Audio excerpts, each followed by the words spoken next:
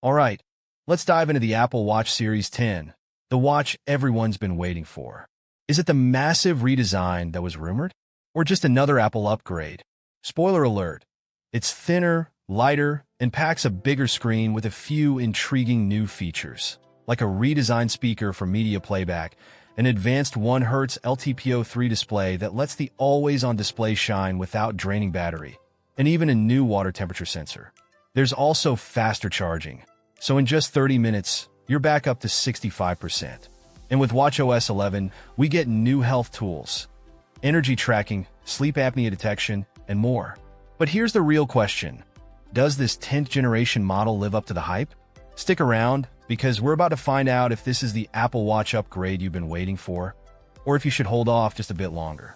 For years, the Apple Watch has been pushing the boundaries of wearable tech, and after a steady flow of incremental updates, expectations were high for a big leap with this 10th generation model. Kind of like how the iPhone 10 reset the design language for the iPhone.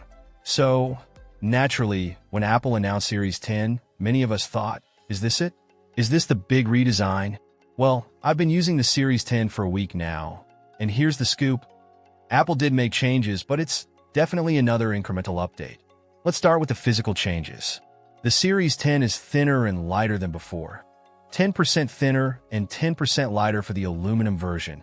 And if you go for the high-end titanium model, it's actually 20% lighter. The screen's bigger too, making it more comfortable to wear, but overall, it still looks a lot like the previous models. Apple's using a new one-piece metal back and a redesigned speaker that's 30% smaller, letting everything fit snugly in this thinner frame. And this design shift is subtle enough that at first glance, you might even think it resembles a Pixel watch, especially with those curved edges and the new jet black color. But what you're really getting is just a bigger screen to fit more content, and it's more comfortable on the wrist. Speaking of content, the larger display is handy for anyone who relies on workout metrics. Apple's added an extra line in the Disk Sports workout, so now you'll see time, active calories, total calories, heart rate, and miles all at once. Now let's talk about the new watchOS 11, which launches with the Series 10, but is also coming to some older Apple Watches. It introduces a Vitals app to measure energy levels, a sleep apnea detection tool that got FDA approval, and a training load metric to gauge workout intensity. This stuff is cool, but you don't need the Series 10 to get it. So, what is Series 10 specific? There are 4 main things that set it apart. First, Apple redesigned the speaker to let you play media out loud. So yes, you could take calls and set alarms as usual, but now you could, in theory, play music or podcasts on the go. But maybe don't be that person in public.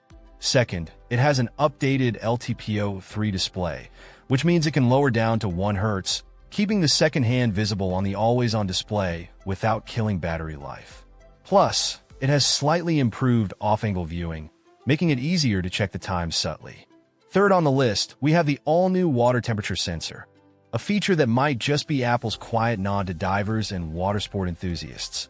Now, if you're someone who's regularly in deep water, this sensor is a handy addition, keeping you aware of water temperatures directly from your wrist. Personally, I don't spend much time testing the depths, but for anyone who